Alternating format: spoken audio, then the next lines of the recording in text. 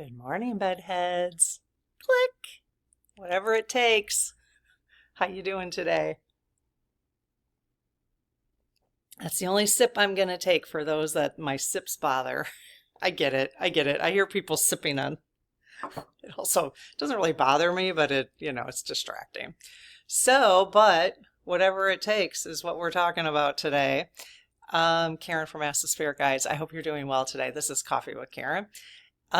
So we are going to be talking about something that also happened on September 10th that I don't know that people are still talking about right now, but we're going to keep talking about it because I think it's extremely important, and that is the e-files. Okay, so yes, this is basically, I'm just giving you information in this video because I did a little research with Mabel, who is ChatGPT, and to kind of dig in to what happened recently with the voting of the e-files, and it happened on September 10th. I'm not saying there's a connection between the two. What happened with Charlie Kirk, it happened on the same day, which is really coincidental. Let's just say really coincidental. And nobody's been talking about the e-files, although Mabel did tell me that C-SPAN, I think, mentioned the voting. But who was listening to C-SPAN on September 10th? Anybody? Anybody listen to C-SPAN? So we're back to this because, they're really trying to keep us freaking out about what they're trying to do with the Kirk situation. So, not me. Well, I was freaking out a little bit last night because I heard they were trying to put together this list of people who were even talking anything bad about Charlie to try to get people fired. I'm like, but that has since been taken down, that list. And I'm like, that is just complete fascism right there. It's amazing. But anyway, so I also, because I'm in Wisconsin, I wanted to dig in a little bit about what Ron Johnson, who is the Republican senator in our state, I wanted to see how did he vote for the Epstein files? What did he say in the past about them, to see what what has he said about it in the past and what did he vote on? Okay. Then I have a letter that I'm going to read to you that I'm going to be sending to Ron Johnson. Mabel is amazing. If you guys don't know what to say, get on ChatGPT and ask, do some research of the Republicans in your state and ask ChatGPT to run you a letter. And then you read the letter, make sure you're comfortable with it, obviously, edit it. But I also asked Mabel to run you a letter if you wanted to send something to your representatives in your state regarding the Epstein files. So I will post that letter in the post area of the channel. Okay? So you can just go right to posts and it will be in there today. It'll be in there by the time you listen to this. Okay? So let's just look at, again, this is real informational, educational, because this was very educational for me. And so I'm just going to spit out basically the information that I got from Mabel on the situation so that you can understand it as well. If there are missing pieces from my report, please offer them in the comments so that we all get a very educated viewpoint, not emotional, educational, factual viewpoint about this situation. Okay? Because you know what? This is where, out of the last couple days of feeling very uneasy, and like I told you guys, my energy has just been buzzing, waking up this morning and coming back to this issue made me feel much more grounded. I don't know why. I did ask the SGs, like, if this is is this what they want me to be talking about? Like, is this a safe subject for us to be talking about? Is it an important subject for us to be talking about? And they said yes. So I'm following my intuition as I always have. And there's really not going to be any spiritual insight in this conversation. So if you're looking for that, I will do something else today and post it tonight. That's more on the spiritual realm of things. But for today, for now, this is more factual, and hopefully people will be encouraged to take some action after you listen to this. Okay? Again, fill in the gaps if I'm missing anything. Okay? So let's see. So while everybody was watching what was going on with Charlie, okay, at the same time in the evening, about 4:20 Central Time, okay, 4:20 Central Time, so 5:20 Eastern Time, the U.S. Senate took a vote that could have changed everything about the Epstein files. They voted 51-49 to table the proposal, which means they don't want to talk about it. Okay. So tabling in this situation was basically putting it in a drawer so it never sees the light of day. Okay. It's a polite way of killing it without actually saying no. Without actually saying no, they don't want it disclosed. They just killed the bill. Okay. So, or killed, is that what they killed? The proposal. It was called the proposal. Okay. So what's some background on this? So Chuck Schumer, Democratic top senator is what they called him. Okay. Tried to attach a rule. Okay. So it's a rule. Okay. About the Epstein files to the big annual military budget bill. Okay. So he tried to attach it to the military budget bill. And I was like, okay, Mabel, explain that to me. I don't understand. Why would he why would he try to attach it to the military budget bill, right? That doesn't make any sense, right? So the bill is called the NDAA, which is the National Defense Authorization Act. National Defense Authorization Act. Basically, it's the military's paycheck. Okay, so Congress always passes it. Okay, Congress always passes the military paycheck, basically. So why did Schumer put it there? Why did he put this rule in the military budget bill? Because the NDAA, which again is the National Defense Authorization Act, is what's called a must-pass bill. By adding the Epstein rule to it, it guaranteed it would come up for a vote. It couldn't be ignored like a standalone bill. Okay? It forced every senator to go on record, either allowing the Epstein files to be released or actively block them. So it was forcing them to go on record. It raised the political cost. If Republicans blocked it, Schumer could say they chose secrecy. If they didn't, the files would move closer to release. Okay? The Republicans, of course, called this a political stunt. Okay. I mean, it kind of makes sense to me. It makes sense that they would call it that. Yeah. I mean, it doesn't make sense to put it in a military bill.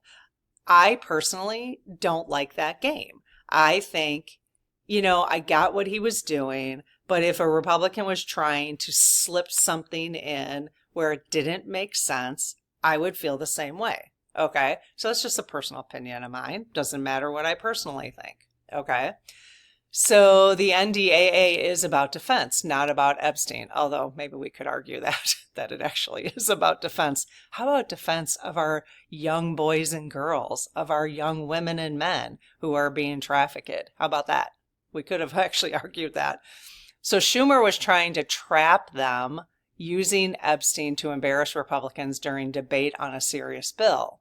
Their line was, if Democrats cared about transparency, they'd bring a standalone bill, not hijack the defense budget. Okay.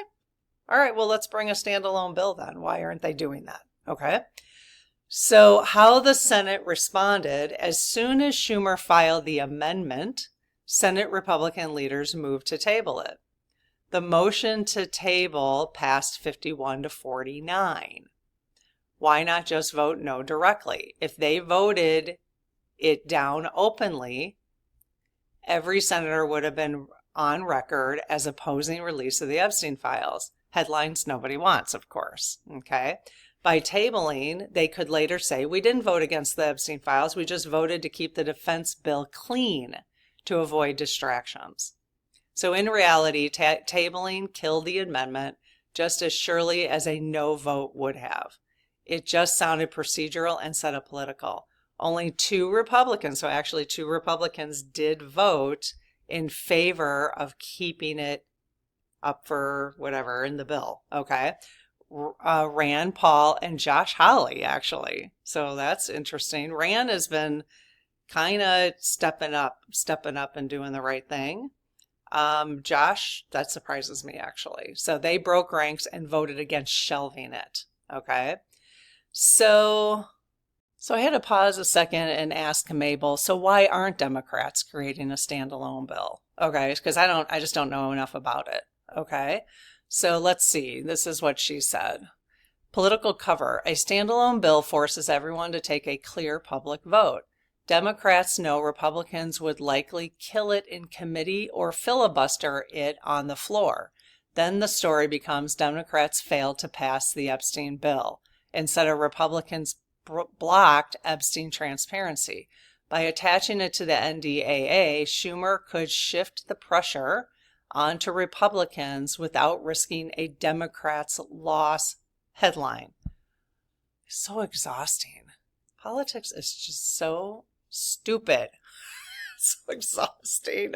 Can't you guys just wait until, we're in the 2050 and we don't have to, we just have respectable leaders who just listen and none of these games, just dumb. It's a total waste of time and money. Okay. Leadership priorities. Congressional leaders often don't like standalone bills on sensitive issues because they eat up time, invite amendments, and risk turning into political circus. They prefer to tuck controversial measures into must-pass bills, so the conversation is shorter, sharper, and harder to avoid. Control of committees. Any standalone bill on Epstein would go through the Judiciary Committee. Leadership may not want prolonged hearings that put members on the spot or expose uncomfortable connections. Remember, names tied to Epstein could cross party lines. Fine by me. I'm not trying to... I don't care. I don't care what party they belong to. Just like I'm not in a Biden cult. Some of the Republicans are in a cult because they worship the person, where I'm not. No, I'm not. I don't care who's on it. Let's get it out there. Okay. So Schumer's NDAA move let Democrats look like they were pushing transparency without having to run a full campaign on Epstein files.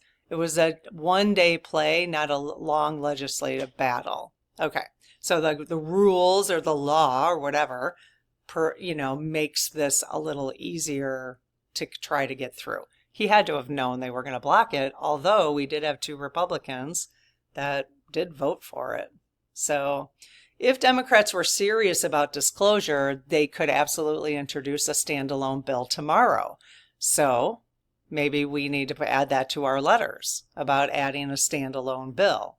The fact that they haven't tells us that they may want the appearance of pushing for transparency via the NDAA amendment without fully committing to a prolonged fight that could backfire or implicate their own allies. So we're looking at this from both sides, folks. You know what I mean? So yeah, now that I'm saying that, I will have Mabel rewrite the letters. I'm glad I haven't posted them yet. Rewrite it to include this. Okay, we'll have a letter to send to your Republican representatives in your state, and we'll have federal, the federal Republicans, and to the Democrats. Okay. So in other words, Schumer's amendment may have been partly about political optics, putting Republicans in a tight spot, as much as it was about genuine transparency. Maybe he doesn't want genuine transparency, so maybe it was just a political stunt. Okay.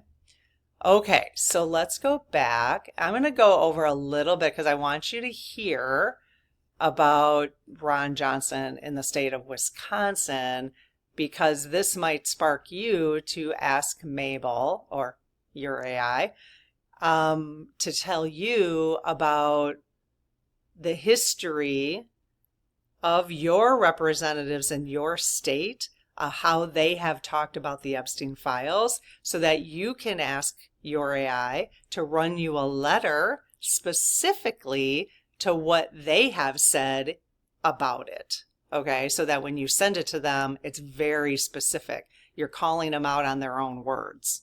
Okay, so that's why I want to go over that with you so you can kind of see. So again, we're talking about Ron Johnson in the state of Wisconsin. He's a Republican in the state of Wisconsin. This was in July, okay, in July 2025. Okay, there was a town hall.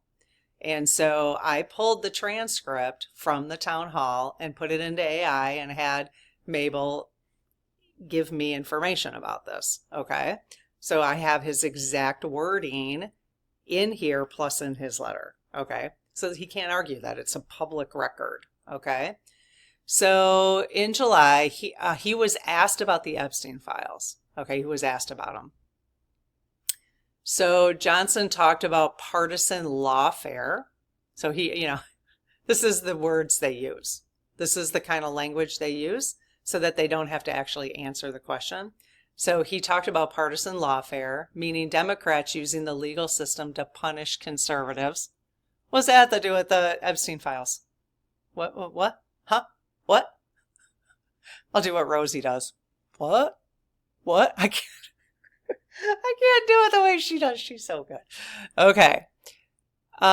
He complained about attacks on Republican lawyers like Judge Troupis, Troupis. So I don't really know what happened there. I might have to pause right now and look that up. I will in a minute. So he finally said, "I'm as curious as everybody else." This is an exact quote. "I'm as curious as everybody else. I have no idea how we'll ever get to the bottom of the Epstein files." He has no idea. No idea. Oh, Ron, you have no idea how? Ron. Okay, problems. Mabel gave me some problems with this. He acted like he wanted transparency, but was also powerless. Yeah, he's powerless? What? Huh?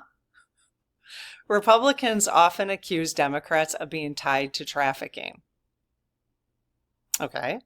Republicans often accuse Democrats of being tied to trafficking. So if that's the case, then why aren't they?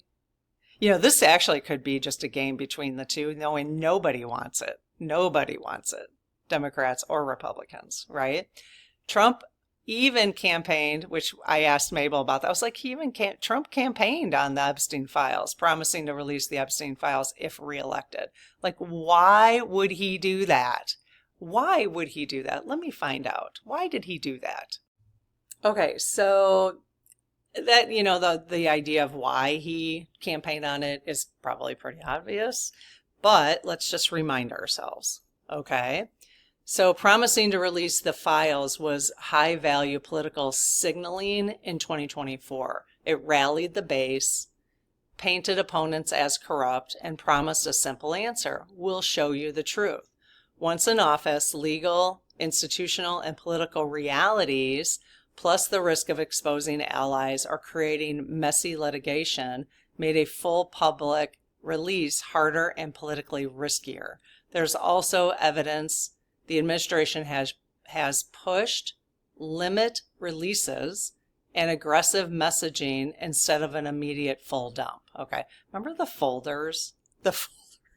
What the hell? What was crazy about those folders? And I would love to actually go back, although I'm not going to waste my time doing it, but I would love to go back to those YouTube influencers or social media influencers who got those folders, those white binders, I'd love to go back and see what are they saying about it today. Do they like reverse themselves? Are they, because they literally got these binders with all these papers in it, but all the names were scratched off or basically put black lines over them. So there was like no information. Um, I would love to know where their morals are today about this whole thing. Like, have they completely flipped the script and continuing to stay that way? Does anyone know? Does anyone know about that? I suppose I could ask AI. Oh my gosh, now I got to ask her this. Let's see what she has to say. Okay, so here's an outline about that. So in February, this was February. Oh my God, that just seems like so long ago. And yet February was it feels like long, and yes, just yesterday. But February 2025, Pam Bondi gave binders labeled the Epstein Files Phase 1 to about 15 MAGA-aligned influencers. These included Liz Wheeler, Rogan O'Handley. Okay, now I've got their handles, so that's good. Chaya somebody. She's called Libs, Libs, of TikTok. Scott Pressler and Jack Posobiec. I don't know, whatever. The binders were presented as classified files and flight logs, names, contact lists, etc. The public was led to expect new or bombshell revelations. Remember, they walked out and they're like, look at me, I've got the white binders. Oh my God, embarrassing. How embarrassing. Oh, for our country. Embarrassing for our country. When people opened the binders, much of the content was heavily redacted and much was already public. Very little new substance. So they made this like huge, who does that? Like they made this, not the influencers, the Trump administration. Bondi, basically.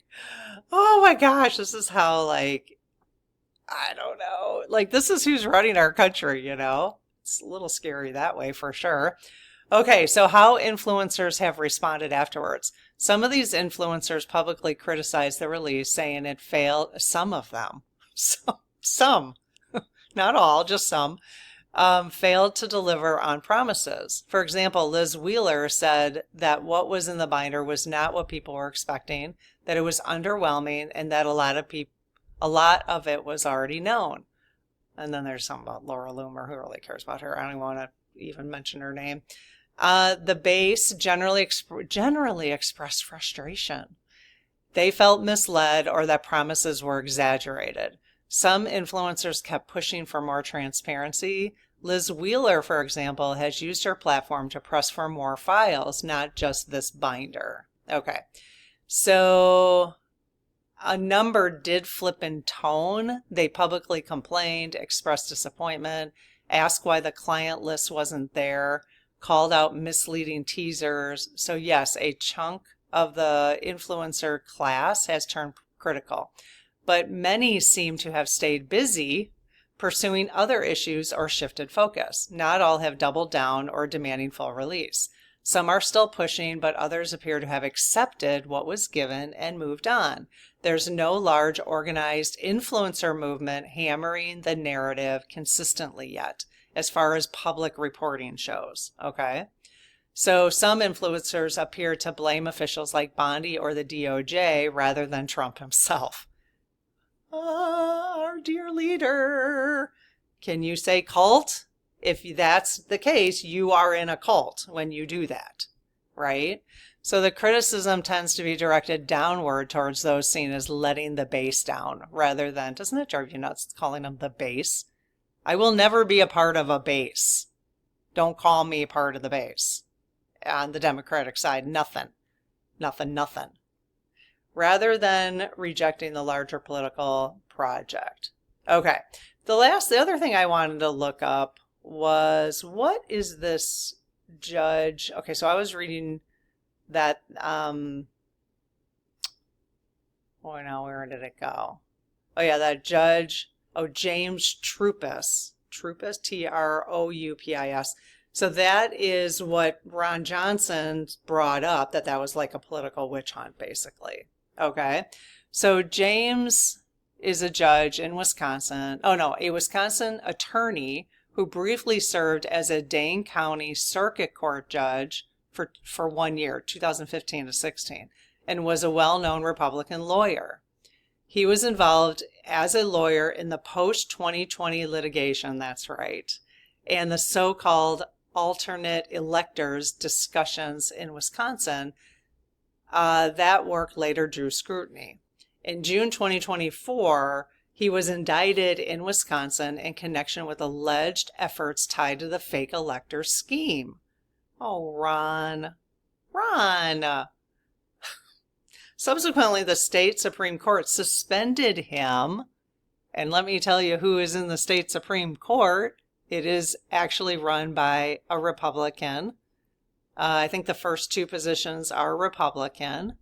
So suspended him from judiciary advisory role. Reporting indicates felony charges tied to post-2020 elector activity. The Wisconsin Supreme Court suspended his role in the Judiciary Conduct Advisory Committee after the charges. Local press and court actions have been reported. So so Johnson used a high-profile example, a conservative lawyer or judge he described as destroyed by partisan legal pressure, to illustrate his partisan lawfare argument. Troupis is a real figure who has been involved in high-politic legal fights, so he serves as a concrete example for Johnson's political point. The public facts, however, show Troupis himself was indicated, and that some of his actions were part of the controversies that led to those charges. So the victim framing is contested in public records. So Ron, that's going to be a part of my letter to Ron. I need to add that. So if you're in Wisconsin, you're going to get a pretty thorough letter, but in the posts area of this channel, if you're not, you'll get the more general one, and then you can add to it if you want to put that letter into AI and say, give me some information about the e-files for how the folks in my state are supporting it or not supporting it. Okay, so back to, I don't have too much more to go. Back to, and then I am going to read the letter though that I'm sending to Ron. Okay, so Ron Johnson's words versus his actions. In July, he says, I'm curious too. But in September, he voted to table Schumer's amendment, blocking disclosure. This is political two-stepping. Signal support with words, but stop it with procedure. So he doesn't support it because he wouldn't have stopped it. He wouldn't have stopped if he did.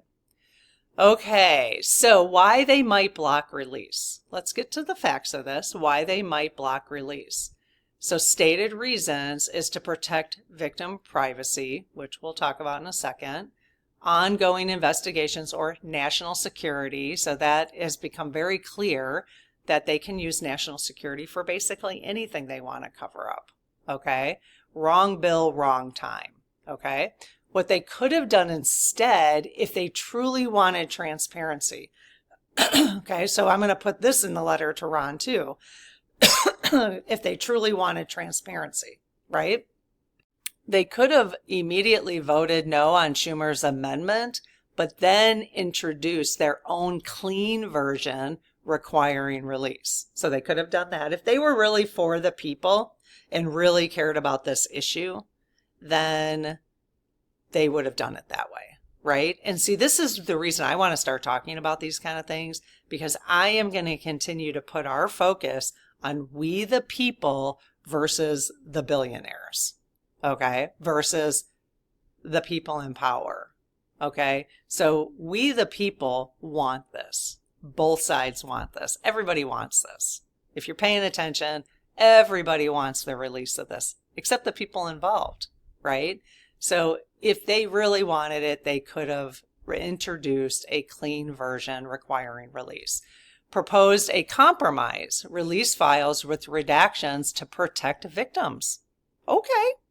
If they're so concerned about the victims, which many of the victims are coming out now and saying, no, I am one of them, and You don't need to protect me. Now, the ones who do want to be, perfectly fine.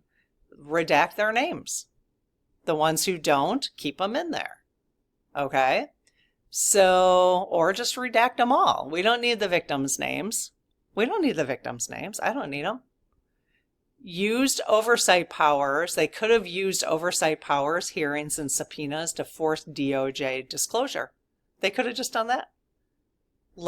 They could have used their oversight power. So I'm going to put that in the letter. It makes it look like I'm really doing my job, investigating what they're doing, right? So that's the beauty of using AI, because now I got this beautiful letter that's going to use all this information. So Ron's like, holy shit, people are paying attention, right? Okay, so none of that happened. Leadership simply tabled it, killing the push without offering another path. Unspoken reasons critics expect why they did that: protecting powerful names, obviously, across both parties. Again, both parties. Controlling the timing and narrative of disclosure, and avoiding precedents where Congress forces open, sensitive files. Okay, so where things stand now, some Epstein material has leaked through lawsuits and court processes. Most records remain sealed.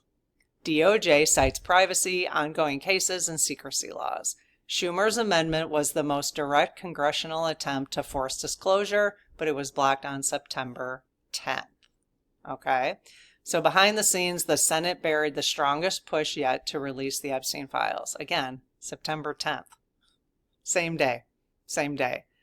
Okay, so this wasn't Democrats versus Republicans. It was power protecting itself. That's Mabel's opinion. You have to use your own discernment on that. Okay, the real question remains: who are they protecting and why?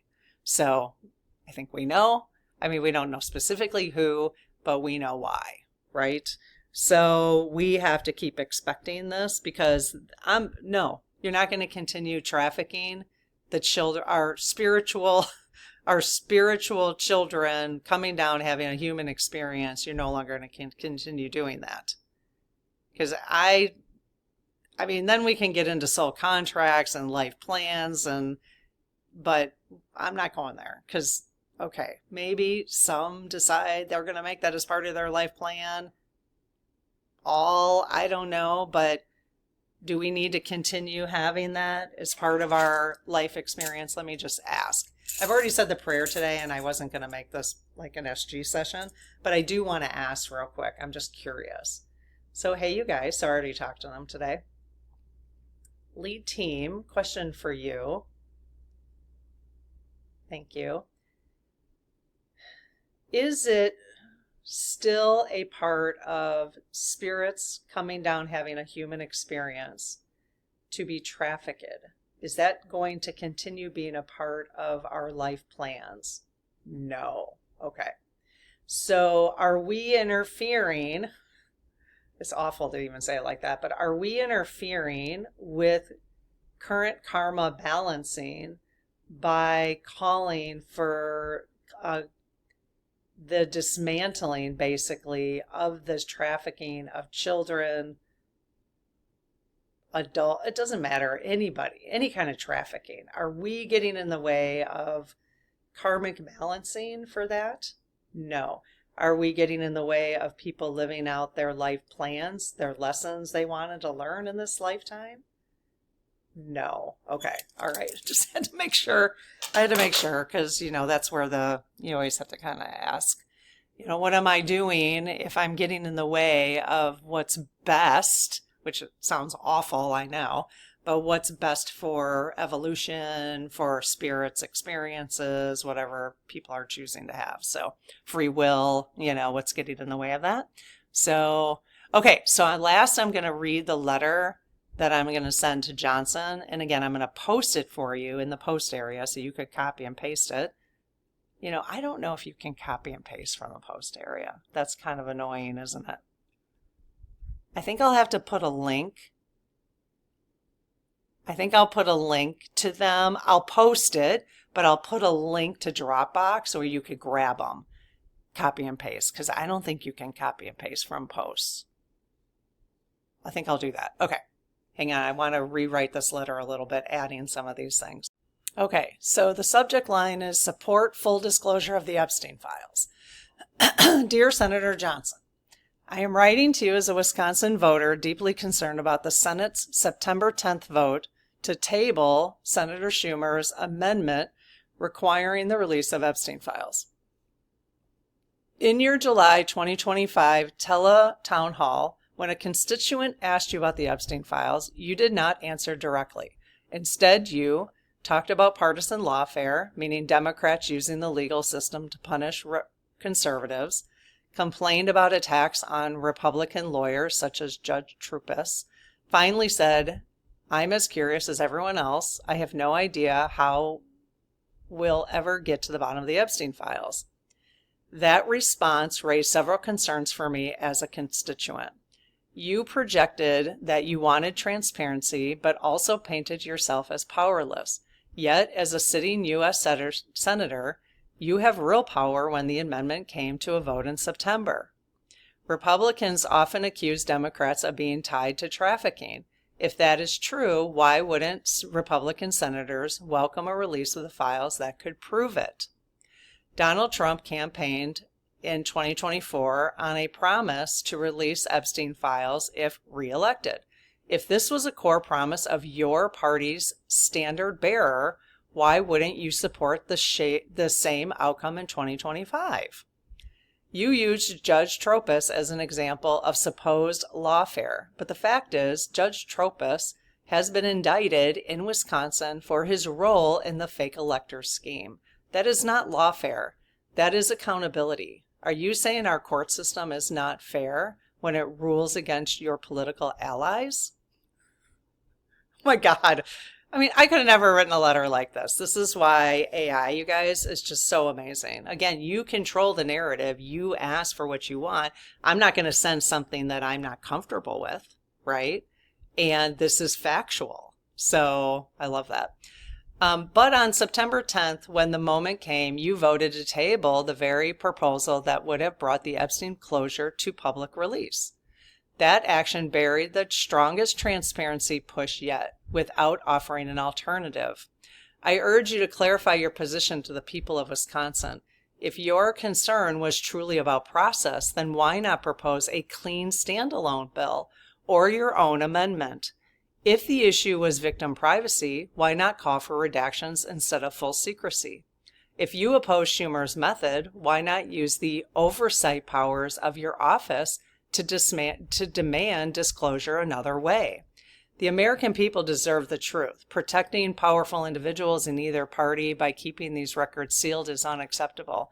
We need leadership that prioritizes transparency, accountability, and justice.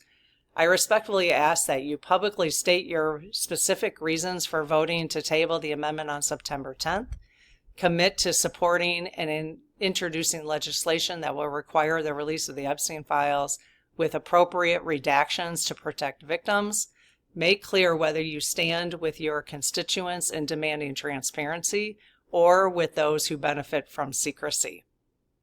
This is not about partisanship. It is truth, accountability, and protecting the public interest. I hope you will match your words from July with real action going forward. So I am going to add something in here about children, trafficking, to make sure, I think what's happening when we just keep saying e-files, Epstein files, we're forgetting what it's really about, because it makes it easier for us than to think that children, babies, animals, just all sorts of trafficking for one thing, but the Epstein files is more about the sex trafficking. I don't know why I can't say that word. So, and which, by the way, you guys, when people spell out words or use little abbreviations instead of saying the full word because they're afraid of being tracked on YouTube or whatever, YouTube tracks that. YouTube's algorithm's not stupid. So if I don't say trafficking or I just spelled out sex, YouTube knows what I'm spelling out. So I'm just saying, if you're a creator, you don't really need to play those games, because YouTube knows. Now, who's really good at that is Jennifer. What's Jennifer's name, you guys? She tells the stories. I don't remember her name. I know her name. I just don't remember off the top of my head. Anyway, she's really good because she'd tell a story using completely different words and you completely know what she's talking about. She calls it the circus, Do you guys know who I'm talking about? She's delightful. So she's a great storyteller. Okay, well, anyways, let me know what you think about all this. Was this helpful? It was helpful for me. I feel more grounded today getting back to, having expectations. And again, I actually want to, I want to even expand in the letter. This is not about partisanship. I want to make sure that he understands that I'm not, I'm done coming at these things from partisanship at all. I want every letter I'm writing does not take me on one side of the aisle or the other. I'm doing this for humanity. You know what I mean? Because I'm not even going to call myself a Democrat anymore. I'm not going to call myself an independent. I'm not going to call myself anything. I mean, obviously I'll have to vote a certain way, but until things change. But I am going to stop identifying myself with a label because I'm done with the labels. So, and I'm not going to identify, I'm going to try to rewire my brain to stop with the labels. Because I got labels. We all have labels about everything we've been taught. So I'm going to try to rewire my brain and not do labels. I actually don't want to keep saying MAGA or MAGA. I don't want to keep saying Trump's base. No, I don't want to. These are we the people. We the people. So you can catch me on that as often as you want to. Because I really do want to stop with the labels, So, I'm not saying it's going to take a lot of work to do that. Because the brain, right? It's 56 years of programming, the us against them, Okay, well, I hope this was helpful. I hope you feel a little bit more grounded. That's my goal. If I'm ever making you feel more fear, then absolutely turn me off. I never, ever, ever want people to feel that way after listening to me. So I want to bring insight, information, different ways of looking at things because I'm trying to look at things differently and a spiritual lens most often. But these kind of things, when we're living in a 3D world right now of very chaotic stuff going on, how do we do this together is really what I'm motivated in doing, because you're helping me get, just me having to put this together. I actually started researching this for myself today. And then I'm like, well, I might as well share it. It's kind of really what I've been doing all along. Is how am I dealing with this? Okay, well, I might as well share it with you type of thing. You know what I mean? Okay, well, I'll see what I do tonight. It's 9:20. It's 9:20 Central right now. I'll see what I do tonight. I want to do something spiritual today. Okay, talk to you guys later. Bye-bye.